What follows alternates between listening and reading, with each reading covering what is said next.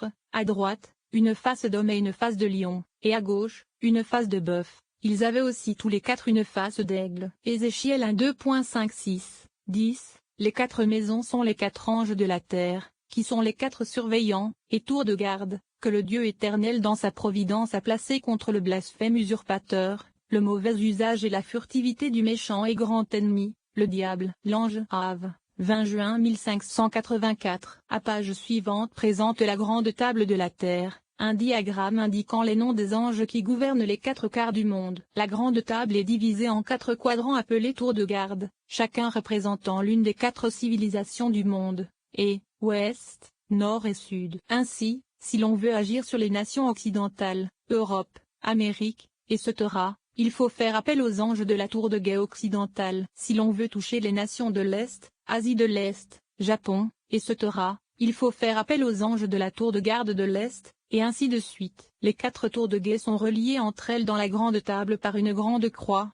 que dit appelle la croix noire ou croix de l'union. La plupart des lettres qui tombent sur la croix noire sont utilisées pour générer les noms des démons. Cependant, quelques lettres sont utilisées pour générer des noms de Dieu qui gouvernent certains anges de la Watutoé. Figure 52, la grande table de la terre avec les 4 tours de garde séparées. Les 4 couleurs alchimiques des tours de garde. Il existe également des couleurs associées à chaque tour de garde. Ces couleurs ont été révélées à Keley lors de la toute première vision des Watutoé.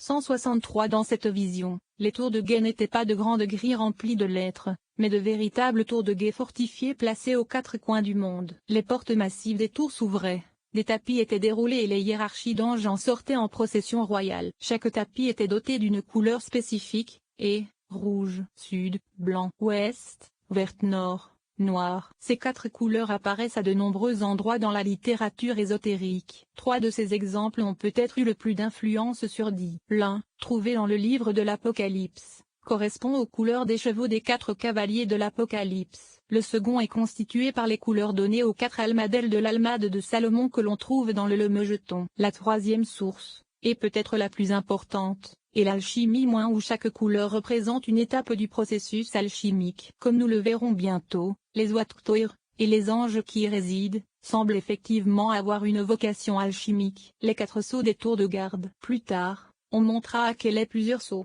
ou symboles, qui semblaient représenter chaque tour de garde individuel. Ils étaient montrés sur une table d'argile divisée en 4 quadrants, représentant la grande table de la terre elle-même. Sur le coin supérieur gauche, où la tour de garde de l'Est, se trouvait un T majuscule avec 4 faisceaux de lumière sortant de son sommet. L'ange Ave expliqua qu'il s'agissait d'une seule et même chose que le premier caractère de la circonférence du sceau du vrai Dieu, un T majuscule avec le chiffre 4 au-dessus. Ceci, a-t-il été expliqué, était un symbole de la croix de la crucifixion avec la plaque Yinri clouée au-dessus du Christ sacrifié. Il se trouve que l'Yinri a été adopté plus tard comme formule alchimique, ig natura renovatur integra, par le feu. La nature renaît entière. Ave désignait les 4 faisceaux de lumière sortant du T comme les 4 puissances du principe de Dieu sur terre. Figure 53, sceau de la tour de guet orientale. Sur le coin supérieur droit, la tour de guet du sud, se trouvait une croix simple avec des bras de longueur égale. Ave expliqua qu'il s'agissait de la même croix que l'on trouve sur le sceau du vrai Dieu à la dernière place de la table des 7 anges qui se tiennent en présence de Dieu. Cela correspond également à la croix qui se trouve au centre même du sceau, où elle représente la terre. Comme l'a dit Ave, la terre est la dernière, qui est avec les anges mais pas comme les anges. Figure 54, sceau de la tour de guet du sud. Ensuite, dans le coin inférieur droit, représentant la tour de guet de l'ouest, apparaissait une autre croix à bras égaux. Celle-ci était entourée de lettres et de chiffres, B, 4, B, et 6. Ave a expliqué que cette croix se trouvait sur le 4 par 8 en signe de la création, qui se trouve être l'ensigne de Mercure mercredi. Figure 55, sceau de la tour de guet occidentale. Vous avez peut-être remarqué que tous ces symboles sont des croix, ce qui représente bien le fait que chaque tour de guet est divisée en 4 quadrants plus petits, tout comme la grande table elle-même est divisée en 4 tours de guet. Cependant, lorsque Keley a essayé de voir le sceau final dans le coin inférieur gauche de la table d'argile, représentant la tour de garde du nord, il n'a vu qu'un petit point de fumée, et Ave n'avait rien à dire pour l'expliquer. Presque immédiatement, la scène entière a été obscurcie par une brume et la vision était terminée. Il semble évident que le sceau de la tour de guet du nord a été caché à Dee et Keley, bien que Dee n'en fasse pas mention dans son journal. Il semble y faire allusion beaucoup plus tard dans les journaux, lorsqu'il mentionne 4 caractères. et l'un d'eux s'est fermé en relation avec la grande table. Lorsqu'il a consigné les sceaux dans son grimoire personnel, il a maintenu la place du quatrième sceau manquant avec le diagramme d'une petite bouffée de fumée, ce qui a conduit de nombreux spécialistes d'Enoch à supposer que la bouffée de fumée était elle-même le quatrième sceau. Je trouve cela très peu probable, puisque chacun des trois autres sceaux était une croix, et que chacun d'entre eux existait déjà quelque part dans le système énochien, spécifiquement sur le sceau du vrai Dieu et les enseignes de la création. Je trouve tout à fait probable que le quatrième sceau suive le même modèle. Il s'agit probablement d'une croix, et il se peut très bien que ce soit l'une des nombreuses croix que l'on trouve dans les enseignes, peut-être même l'une de celles que l'on trouve sur l'enseigne de Mercure. Les noms et les fonctions des anges de la tour de garde. Les fonctions des anges dans chaque tour de garde sont les mêmes que celles des trois autres. La seule différence entre elles est l'endroit sur Terre que chaque groupe d'anges gouverne. Choisissez la tour de garde qui régit la civilisation mondiale que vous souhaitez influencer. Par conséquent, les fonctions angéliques suivantes s'appliquent aux 4 tours de garde. Figure 56. Les bureaux des anges de la Watt-Note. En anglais moderne, la langue maternelle de Dee, certaines lettres étaient considérées comme interchangeables, telles Q, V ou X et Z. Sur la grande table, j'ai laissé les lettres exactement comme Dee les a enregistrées. Cependant, dans les listes suivantes, j'ai modernisé l'utilisation de ces lettres pour en faciliter la prononciation. Ainsi, vous trouverez des cas où j'ai écrit un Z alors qu'un X figure sur le grand tableau, ou encore où j'ai écrit un U à la place d'un V, etc. Les 12 noms de Dieu. Voici, dit votre Dieu, je suis un cercle sur les mains duquel s'élèvent 12 royaumes. Le troisième appel angélique. La grande table de la terre est régie globalement par 12 noms de Dieu, tout comme la terre physique est régie par les 12 signes du zodiaque. Vous pouvez trouver 3 de ces noms écrits sur le bras horizontal de la grande croix dans chaque tour de garde. Dee a créé un diagramme de tous les noms écrits sur 12 bannières, divisés en 4 groupes, avec 3 noms à chaque point cardinal, voire figure 10. Les 12 noms sont les suivants. Tableau 16. Les 12 noms de Dieu. Dee n'a jamais enregistré d'association spécifique entre ces noms et les signes du zodiaque. Cependant, il y a des raisons de soupçonner que les noms, pris par groupe de 3, représentent les 4 triplicités zodiacales, que Dee a illustrées dans son diagramme de la ville sainte, les signes du feu à l'est, les signes de la terre au sud, les signes de l'air à l'ouest et les signes de l'eau au nord, voire figure 8. La seule utilisation de ces 12 noms mentionnés dans les journaux de Dee est pendant le long rite d'initiation de la grande table,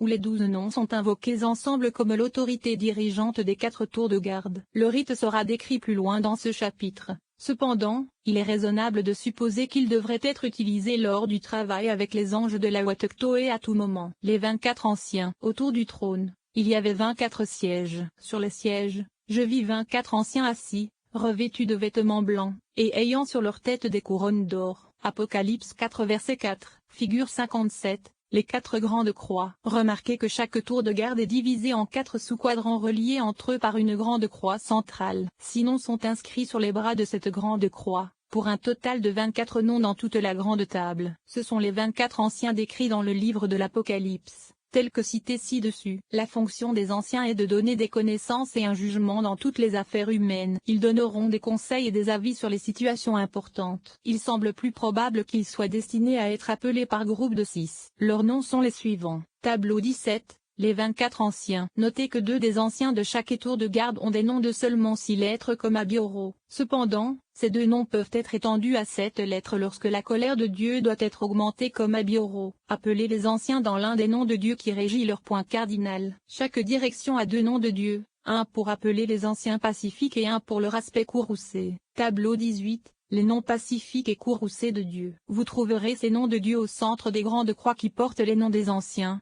écrits sous la forme d'une spirale, ou galgal en hébreu. La première version de chacun de ces noms invoque les anciens dans leur aspect pacifique et amical, tandis que la seconde version invoque leur aspect courroucé voire tyrannique. Ces noms colériques de Dieu seraient, bien sûr, utilisés avec les noms colériques des anciens. Dee n'a jamais associé les anciens aux forces astrologiques. Cependant, la tradition kabbalistique les a longtemps associés au zodiaque, 2 anciens pour chacun des 12 signes. Il est donc possible que les 3 paires d'anciens que l'on trouve dans chaque tour de garde, ainsi que le nom divin qui les gouverne, soient associés à la triplicité zodiacale de leur point cardinal. Les anges, et les démons, des sous-quadrants. La grande croix au centre de chaque tour de garde relie 4 sous-quadrants. Chaque sous-quadrant contient les noms de 8 anges, et 4 démons, qui sont actifs dans leur quart du monde et les noms de Dieu qui les commandent. Il est intéressant de noter que la plupart des anges ont des fonctions liées à la pratique de l'alchimie, comme la médecine, la transformation et la combinaison de substances naturelles, et le travail avec les métaux,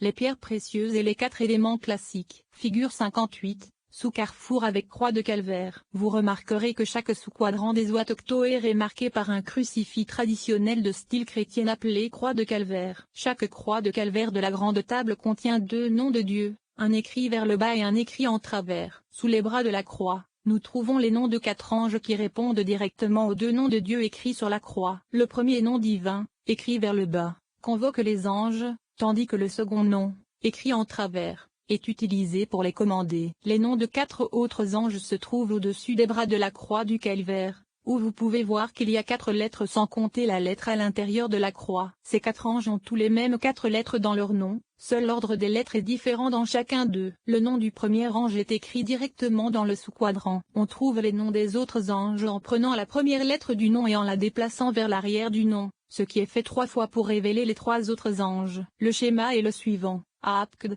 Kda, Gdabedapk. Ces anges sont régis par un nom de Dieu formé en préfixant à la lettre correspondante de la croix noire au nom du premier ange du groupe, comme dans Zepkd. Comme je l'ai mentionné précédemment, les sous-quadrants contiennent également les noms des démons, ou anges méchants. On les trouve avec les noms des 4 anges sous les bras de chaque croix de calvaire. Il suffit de retirer les 2 dernières lettres du nom d'un ange, puis de préfixer la lettre correspondante de la croix noire pour former un nom de 3 lettres. La plupart de ces démons ont des pouvoirs qui s'opposent directement à ceux des anges. Dit à énumérer les pouvoirs spécifiques des démons ainsi que les noms, inversés, de Dieu qui les commande, ce qui implique qu'ils ont un rôle à jouer dans le système global. Cependant, lorsque Dit a demandé si les démons devaient être appelés pendant le rituel d'initiation de la grande table, les anges ont répondu qu'ils ne devaient à aucun moment être appelés. Au lieu de cela, Dit a été invité à utiliser le pouvoir des anges pour bannir ces démons lorsqu'ils se présentent. Les sous-quadrants supérieurs et gauche. Figure 59.